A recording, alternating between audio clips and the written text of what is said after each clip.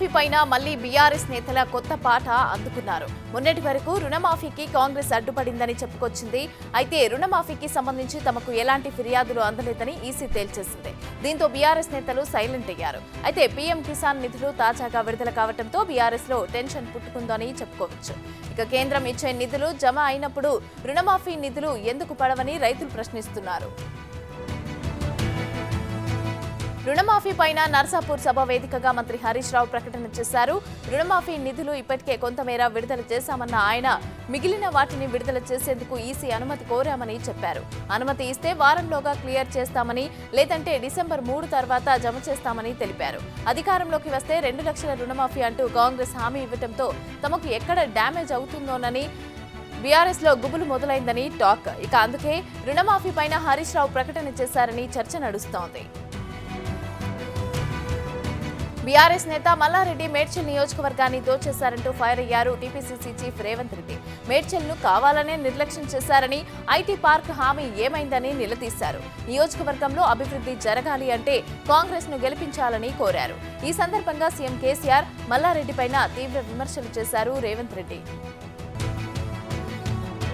కొన్ని రోజులుగా ఢిల్లీలో ఉష్ణోగ్రత తగ్గింది, కానీ మంచు కురిసేంత చలి లేదు. ఇక ఢిల్లీలోని యమునా నదిలో తేలియాడే మంచులా కనిపించే తెల్లటి పదార్థంతో నదంతా కూడా పూత పూసినట్టు ఉంది. కానీ ఇది మంచు కాదు, ఇది నీటి కాలుష్యం ఫలితంగా నదిని కప్పి ఉంచిన విషపూరిత నురుగు.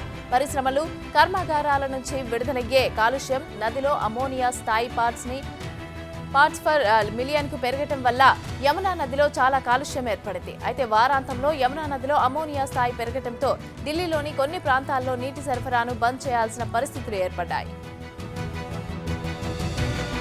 తీవ్రమైన కాలుష్యం వల్ల యమునా నది తీర ప్రాంతాల్లోని ప్రజలు తీవ్ర ఇబ్బందులు పడుతున్నారు. ఇప్పటికే కార్తీక మాసం సందర్భంగా జరిగే ఛత్ పూజతో కాలుష్య స్థాయి పెరగనుందనే ఆందోళనలు వ్యక్తమవుతున్నాయి. శబరిమల అయ్యప్ప ఆలయం తెరుచుకుంది. మండల పూజల సందర్భంగా 2 నెలల పాటు ఈ ఆలయాన్ని తెరిచి ఉంచనున్నారు. అయితే తంత్రి కంటారు మహేష్ మహానారు ఇవాళ సాయంత్రం 5 గంటలకు గుడిని ఓపెన్ చేస్తారు. మండల దీక్ష కోసం ఆలయాన్ని 60 రోజుల పాటు శబరిమల అయ్యప్ప ఆలయం తెరిచి ఉంచనున్నారు. డిసెంబర్ 27వ తేదీన ఆ సీజన్ ముగియనుంది. మకర సంక్రమణ పండుగ కోసం డిసెంబర్ 30వ తేదీన మళ్లీ ఆలయాన్ని రీఓపెన్ చేస్తారు. జనవరి 15వ తేదీన భారీ సంఖ్యలో భక్తులు అయ్యప్ప దర్శనం చేసుకోనున్నారు. అయ్యప్ప ఆలయం ఈసారి భక్తుల్ని విశేషంగా ఆకర్షించనుంది. ఆలయ ఎంట్రెన్స్ లో కొత్తగా రాతి పిల్లర్లను ఏర్పాటు చేశారు. ప్రస్తుతం ఆలయం ప్రవేశ ద్వారం వద్ద హైడ్రాలిక్ రూఫ్ ను నిర్మిస్తున్నారు. హైదరాబాద్ కి చెందిన విశ్వసముద్ర అనే నిర్మాణ సంస్థ ఆ రూఫ్ ను నిర్మిస్తోంది. అయితే ఈ ప్రాజెక్టు కోసం ఆ కంపెనీ 70 లక్షలు కేటాయించింది. శిలలపైన అందమైన బొమ్మలను చెక్కారు. స్వామియే శరణమయ్యప్ప అని ఆ పిల్లర్స్ పైన కార్వింగ్ చేశారు. అయ్యప్ప ఆలయంలోని 18 బంగారు మెట్లు ఉండే 10 నిత్యం పాడిపై హైడ్రాలిక్ రూఫ్ ని నిర్మిస్తున్నారు. అయితే వర్షం లేని సమయంలో ఆ రూఫ్ ను ఫోల్డ్ చేసే రీతిలో తయారు చేశారు. చెన్నైకి చెందిన క్యాపిటల్ ఇంజనీరింగ్ కన్సల్టెన్సీ దాన్ని డిజైన్ చేసింది. అయితే పడి పూజ సమయంలో ఆ రూఫ్ వల్ల ఇబ్బంది ఉండదని ఆలయ అధికారులు చెబుతున్నారు. ప్రియలగూడ హాలియా రైస్ మిల్లులో ఐటీ సోదాలు ముగిశాయి. మహాతేజ, వజ్రతేజ, కీర్తి రైస్ మిల్లుల్లో ఉదయం నుంచి ఐటీ సోదాలు జరిగాయి. అయితే 5 కోట్ల నగదును అధికారులు స్వాధీనం చేసుకున్నట్టు తెలుస్తోంది. సికింద్రాబాద్ అసెంబ్లీ నియోజకవర్గం పరిధిలో బీఆర్ఎస్ నేతలు జోరుగా ఎన్నికల ప్రచారం నిర్వహిస్తున్నారు. అయితే ఎన్నికల ప్రచారంలో భాగంగానే స్థానిక కార్పొరేటర్ కంది శైలజతో కలిసి పద్మారావు గౌడ్ విస్తృతంగా పర్యటించారు. జామే ఉస్మానియా, ఈశ్వరీబాయి నగర్, ఎల్ నారాయణ్ నగర్, అంబర్ నగర్, బౌద్ధ నగర్, సంజయ్ గాంధీ నగర్ తదితర ప్రాంతాల్లో పద్మారావు గౌడ్ పర్యటనలకు ప్రజల నుంచి అనూహ్య స్పందన అయితే లభించింది. అయితే కార్యకర్తలతో పాటుగా స్థానిక ప్రజలు కూడా ఆయనను అడుగడుగునా స్వాగతం పలికారు. గతంలోనూ తాము చేపట్టిన వివిధ శాశ్వత చర్యల వల్ల ప్రజలు భారీ వర్షాల వల్ల ఇబ్బంది పడే పరిస్థితులు తొలగిపోయాయని అన్నారు పద్మారావు. అయితే సికింద్రాబాద్ పరిధిలో పలు ప్రధాన నాలాల వెడల్పు, కల్వర్టుల పునర్నిర్మాణం వంటి పనులను చేపట్టామని అన్నారు ఆయన. ప్రజలకు అందుబాటులో నిలిచిన తమకే ప్రజలను ఓటు అడిగే హక్కు ఉందని అన్నారు పద్మారావు గౌడ్. మెదక్ జిల్లా సీఎం కేసీఆర్ సభలో బుల్లెట్ల కలకలం రేపాయి. అస్లాం అనే వ్యక్తి నుంచి 2 బుల్లెట్లను స్వాధీనం చేసుకున్నారు. అయితే నర్సాపూర్ సభ ప్రాంగణంలో ఈ ఘటన జరగగా పోలీసులు అప్రమత్తమయ్యారు. అలర్ట్ అయిన పోలీసులు అస్లాంను అదుపులోకి తీసుకుని ప్రశ్నిస్తున్నారు. మరోవైపు అస్లాం మీడియా వ్యక్తినని చెప్పి సీఎం సభకు వెళ్లినట్లుగా తెలుస్తోంది. అయితే పోలీసులు చెక్ చేసిన సమయంలో బుల్లెట్లు బయటపడ్డట్లు సమాచారం. మెదక్ జిల్లా సీఎం కేసీఆర్ సభలో బుల్లెట్లు తెచ్చిన అస్లాంది రాయకోడు ప్రాంతంగా పోలీసులు గుర్తించారు. కానీ చంట్రు గ్రామంలో మేనమామ ఇంట్లో నివాసం ఉంటున్నాడు. 2017లో డిగ్రీ మానేసి చికెన్ సెంటర్లో పనిచేస్తున్నాడు. ఎన్సీసీ ఫైరింగ్ క్యాంప్లో పడిపోయిన బుల్లెట్లను అస్లాం పర్సులో దాచుకున్నాడు. ఈ రోజు నర్సాపూర్ సీఎం సభలో నేరుగా వచ్చి ప్రెస్ బాక్స్ లో కూర్చున్నాడు. అయితే స్థానిక ఎస్ఐ గమనించి అస్లాంను అదుపులోకి తీసుకుని విచారించగా విషయం బయటపడింది. అస్లాం ఓ యూట్యూబ్ ఛానల్ ఐడి కార్డు వెంట పెట్టుకున్నాడు. తన డిగ్రీ క్లాస్మేట్ సహాయంతో ఈ ఐడి కార్డు సంపాదించినట్టుగా తెలుస్తోంది. మేడ్చల్ మల్కాజ్గిరి జిల్లా కీసర మండలంలోని రాజీవ్ గృహకల్పన కాలనీలో టీఆర్ఎస్ పార్టీ డబ్బులు పంపిణీ చేసిందని ఆరోపణలు వస్తున్నాయి. అయితే మంత్రి మల్లారెడ్డి కాలేజీ సిబ్బంది బస్తీలో పర్యటిస్తూ ఆన్లైన్ డబ్బులు పంపిస్తున్నట్లు సమాచారం అందుకున్న కాంగ్రెస్ నాయకులు పెద్ద ఎత్తున అక్కడికి చేరుకున్నారు. అయితే వారిని ఎక్కడి నుంచి వచ్చావు అని అడిగారు. అలాగే ఎవరు పంపించారు అనే విషయాలపైన కూడా కూపీలాగారు. దీంతో వారు సీఎంఆర్ కాలేజీ నుంచి వచ్చామని అంగీకరించారు. ఈలోగా పోలీసులు సీన్లోకి ఎంటర్ అయి ఇరు వర్గాలను చెదరగొట్టారు. ఏపీ రాజధాని కోసం భూములు ఇచ్చిన అమరావతి రైతులకు వైసీపీ ప్రభుత్వం తీవ్ర అన్యాయం చేసిందని బీజేపీ రాష్ట్ర అధ్యక్షురాలు పురంధేశ్వరి అన్నారు. అయితే 3 రాజధానులు అంటూ 3 ముక్కలాటకు జగన్ తెరలేపారని మండిపడ్డారు. 500 కోట్ల కేంద్ర నిధులతో గుంటూరును అభివృద్ధి చేశామని గుర్తు చేశారు. వ్యవసాయానికి సంబంధించిన రీసెర్చ్ భవనాలను కూడా కేంద్రం నిధుల మంజూరు చేసిందన్న పురంధేశ్వరి రాష్ట్ర ప్రభుత్వం కరెంటు వైర్లను తొలగించిందని ఆగ్రహం వ్యక్తం చేశారు. అమరావతిలో టూరిజం కోసం 70 కోట్ల రూపాయలను కేంద్రం మంజూరు చేసిన విషయాన్ని ఆమె గుర్తు చేశారు.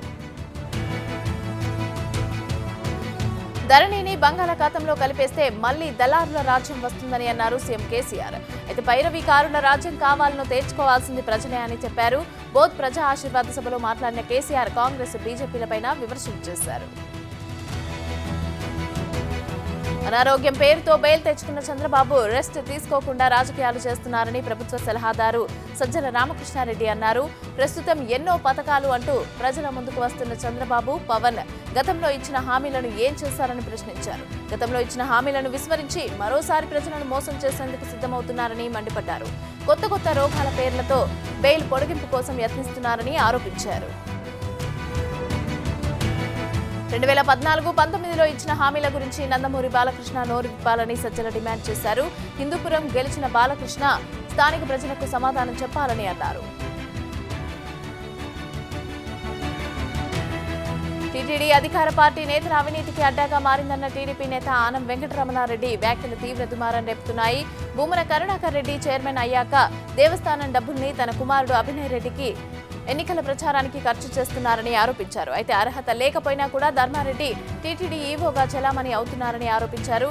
దీనిపైన స్పందించిన ధర్మారెడ్డి ఆనంకు అదే రీతిలో కౌంటర్ ఇచ్చారు. మధ్యప్రదేశ్, ఛత్తీస్గఢ్ లో ఇవాళ అసెంబ్లీ ఎలక్షన్ పోలింగ్ జరగనుంది. అయితే ఎలక్షన్ కమిషన్ అధికారులు పోలింగ్ కు అన్ని ఏర్పాట్లు చేశారు. మధ్యప్రదేశ్ లోని మొత్తం 230 అసెంబ్లీ నియోజకవర్గాలకు పోలింగ్ నిర్వహిస్తున్నారు. ఇక ఛత్తీస్గఢ్ విషయానికి వస్తే రెండో దశలో భాగంగా 70 నియోజకవర్గాలకు పోలింగ్ నిర్వహించనున్నారు.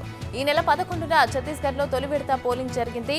అయితే ఉదయం 7 గంటల నుంచి సాయంత్రం 6 గంటల వరకు పోలింగ్ నిర్వహిస్తారు. అయితే ఛత్తీస్గఢ్ లో నక్సల్స్ ప్రభావిత ప్రాంతాల్లో మాత్రం మధ్యాహ్నం 3 గంటల వరకు ఓటింగ్ జరగనుంది. డిసెంబర్ 3న ఓట్ల లెక్కింపు చేపట్టనున్నారు. మధ్యప్రదేశ్, ఛత్తీస్గఢ్ రాష్ట్రాల్లో కూడా ప్రధాన పోటీ కాంగ్రెస్, బీజేపీ మధ్య ఉంది. ఛత్తీస్గఢ్ లో ప్రస్తుతం అధికారంలో ఉన్న కాంగ్రెస్ మరోసారి అధికారాన్ని నిలబెట్టుకోవాలని ప్రయత్నిస్తోంది. బీజేపీ ఈసారి ఎలాగైనా పవర్లోకి రావాలని గట్టిగా ప్రచారం చేస్తుంది. ఇక యూపీని 2 జాతీయ పార్టీలు కీలకంగా తీసుకున్నాయి. అయితే ప్రస్తుతం పవర్లో ఉన్న బీజేపీ అధికారాన్ని వదులుకోకూడదని బలంగా ప్రచారం చేస్తుంది. దీనికోసం ఈ ఎన్నికల్లో పోటీకి 3 కేంద్ర మంత్రులను కూడా దించింది.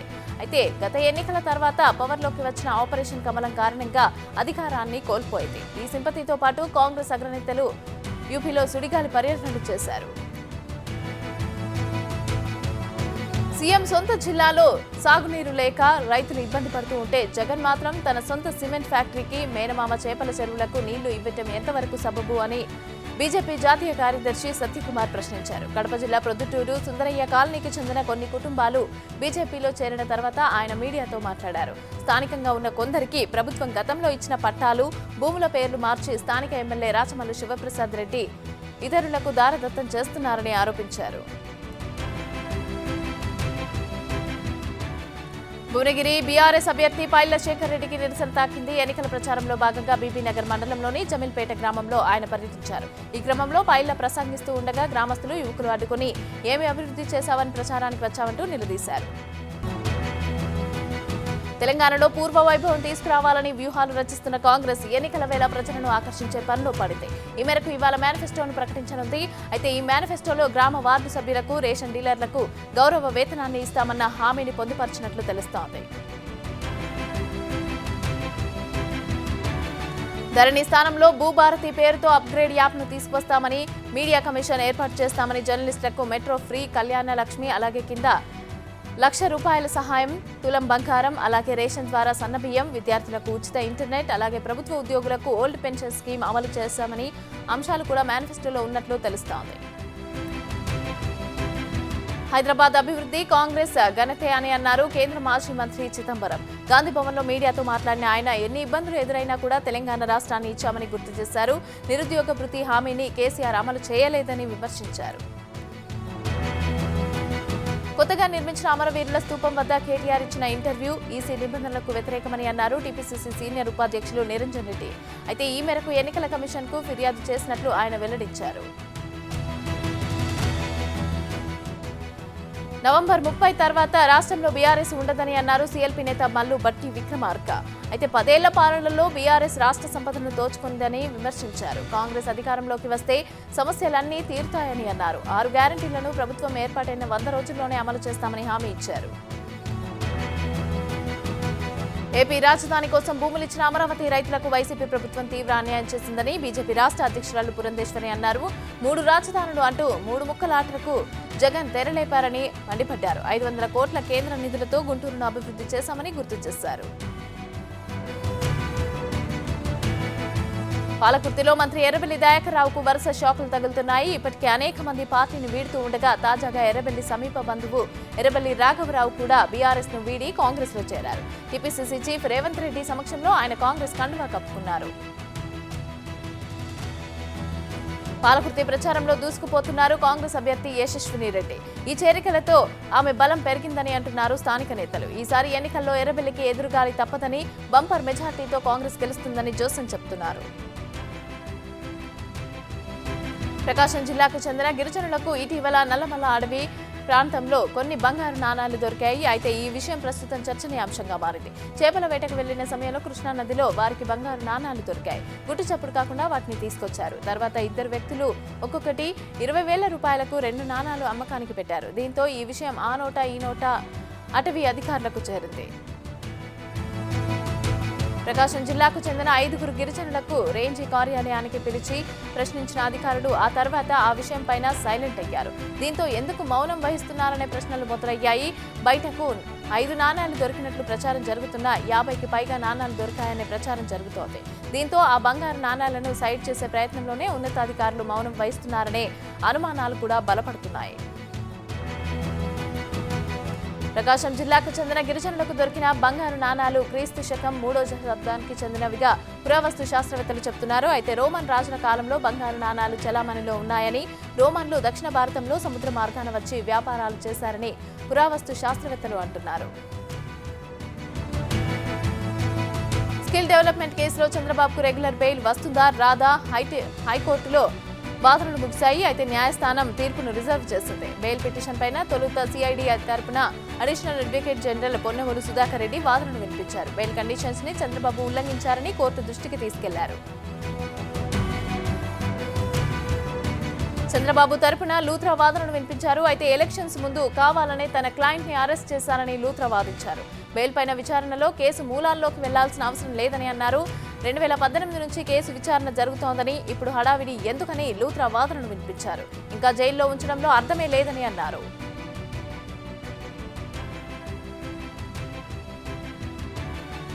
కాంగ్రెస్ అధికారంలోకి వచ్చిన వెంటనే సింగరేణిని కార్మికుల సమస్యలను పరిష్కరిస్తామని అన్నారు రామగుండం కాంగ్రెస్ పార్టీ అభ్యర్థి మకాన్ సింగ్ రాజ్ ఠాకూర్.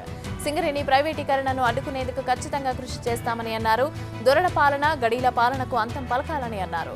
అయితే పెద్దపల్లి జిల్లా రామగుండం నియోజకవర్గంలోని 2 ఇంక్లైన్ బొగ్గుకని పైన ఆయన ఎన్నికల ప్రచారం నిర్వహించారు. విధులకు హాజరవుతున్న సందర్భంలో కార్మికులను కలిసి తనకే ఓటు వేయాలని అభ్యర్థించారు. ఎన్నికల ప్రచారంలో భాగంగా కాంగ్రెస్ అభ్యర్థి సింగారపు ఇందిరా విస్తృతంగా ప్రచారం చేస్తున్నారు. అయితే జనగామ జిల్లా రఘునాథపల్లి మండలంలోని పలు గ్రామాల్లో ఆమె ప్రచారం నిర్వహించారు. కాంగ్రెస్ ప్రవేశపెట్టిన 6 గ్యారంటీ పథకాల గురించి ప్రజలకు వివరించారు. ఈ సందర్భంగా కడియం శ్రీహరి పైన తీవ్ర ఆగ్రహం వ్యక్తం చేశారు. హిందూపురం ప్రభుత్వ ఆసుపత్రిని సందర్శించి అక్కడి సౌకర్యాలపైన ఆసుపత్రి సూపరింటెండెంట్ను అడిగి ఆరా తీశారు ఎమ్మెల్యే బాలకృష్ణ. అక్కడ రోగులను పరామర్శించారు. ఇక ఈ సందర్భంగా ఆరోగ్యశ్రీ పైన జగన్ ప్రభుత్వం కోట్లలో బకాయిలు పడిందని విమర్శలు గుప్పించారు. తెలంగాణ ఇచ్చిన సోనియా గాంధీ రుణం తీసుకోవాల్సిన సమయం వచ్చిందని అన్నారు. అయితే పాలేరు కాంగ్రెస్ అభ్యర్థి పొంగులేటి శ్రీనివాసరెడ్డి తెలంగాణ ప్రజల ఆత్మగౌరవాన్ని కేసీఆర్ తాకట్టు పెట్టాడని అన్నారు. ఖమ్మం జిల్లా తిరుమలాయపాలెం మండలంలోని బచ్చోడు, రాజారాం, పైనంపల్లి గ్రామాల్లో పొంగులేటి శ్రీనివాసరెడ్డి ఎన్నికల ప్రచారం నిర్వహించారు. కాంగ్రెస్ గెలుపు ఆవశ్యకతను ప్రజలకు వివరిస్తూ ప్రచారంలో ముందుకు వెళ్తున్నారు. ఎక్కడో వ్యాపారుల మీద ఐటీ దాడులు జరిగితే తనకేం సంబంధమని అన్నారు మిర్యాలగూడ బీఆర్ఎస్ అభ్యర్థి నల్లమోతు భాస్కర్ రావు. తన కుమారులు, బంధువుల ఇళ్లలో ఎలాంటి సోదాలు జరగలేదని చెప్పారు. తెలంగాణ రాష్ట్రంలో ఎన్నికల ప్రచారం జోరుగా సాగుతోంది. అయితే తాజాగా మంత్రి మల్లారెడ్డి మేడ్చల్ జిల్లా కీసర మండలంలో ఎన్నికల ప్రచారం నిర్వహించారు. కాగా మంత్రి ప్రచారంలో కొంతమంది వృద్ధ మహిళలు అసహనం వ్యక్తం చేశారు. మీటింగ్ కి పిలిపించి కొంతమందికే పైసలు ఇచ్చారంటూ ఆగ్రహం వ్యక్తం చేశారు. వృద్ధులు, మహిళలు బీఆర్ఎస్ నాయకులతో వాగ్వాదానికి దిగారు. పార్లమెంట్లో ప్రధాని మోదీని ఎదుర్కొనే సత్తా తనకు తప్ప ఎవరికీ లేదని ప్రజాశాంతి పార్టీ అధ్యక్షుడు కేఏ పాల్ అన్నారు. విశాఖ బీజేపీ అభ్యర్థిగా ఊహించుకుంటున్న జీవేల్ అసలు పోటీ చేస్తారో లేదో ఆయనకే తెలీదు అని చెప్పారు. ఇక తెలంగాణలో బీఆర్ఎస్, బీజేపీ రెండు ఒక్కటేనని అన్నారు.